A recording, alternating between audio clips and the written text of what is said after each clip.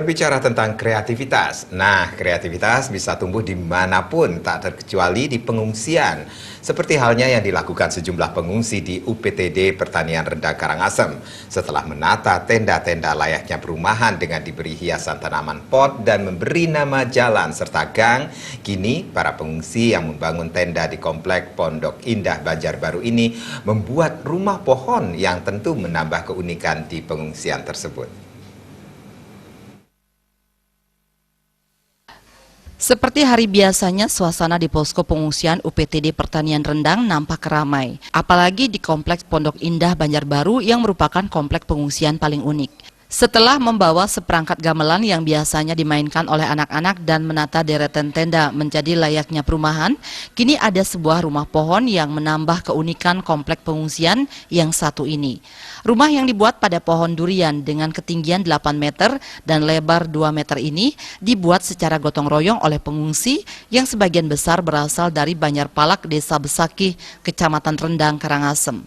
Sembari bermain dan mengisi waktu, rumah pohon beratapkan ilalang dan bambu ini pun selalu ramai dikunjungi pengungsi anak-anak, bahkan relawan yang kebetulan datang ke pengungsian ini.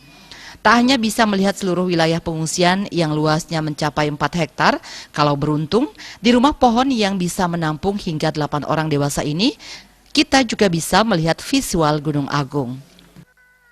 Udah berapa kali naik rumah pohon ini? Oh, sudah banyak. Dari kapan? Sudah dari 4 hari. Dari 4 hari. Ya gimana rasanya ada rumah pohon di pengungsian? Seru. Tak hanya membuat rumah pohon, warga pun berencana membuat terowongan dengan panjang sekitar 2 meter untuk area permainan anak-anak di pengungsian. Mengingat mereka tak pernah tahu sampai kapan akan mengungsi. Salah satu koordinator pengungsi yang juga merupakan salah satu pencetus dibangunnya rumah pohon ini, I Gusti Ngurah Alit mengatakan, sejak dibuat 3 hari yang lalu, ia bersama pengungsi lainnya tidak menyangka jika akan mendapatkan respon yang positif.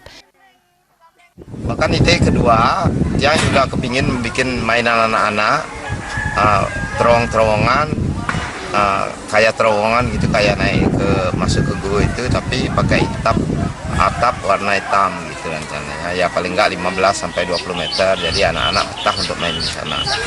Tapi mudah-mudahan berkat Niki ada donatur mau menyumbangkan yang punya penghasilan lebih untuk mainan anak-anak niki, terutama seperti mainan TK, PAUD. Karena sampai saat sekarang Gunung Agung niki kan kita tidak dapat prediksi. Kedepan tak hanya akan diperuntukkan kepada anak-anak, rumah pohon ini juga layak menjadi destinasi bagi siapapun yang berkunjung ke UPTD Pertanian Rendang. Bahkan rumah pohon itu sudah sempat dinaiki oleh Kapolda Bali saat berkunjung ke UPTD Pertanian Rendang. Gargita Bali.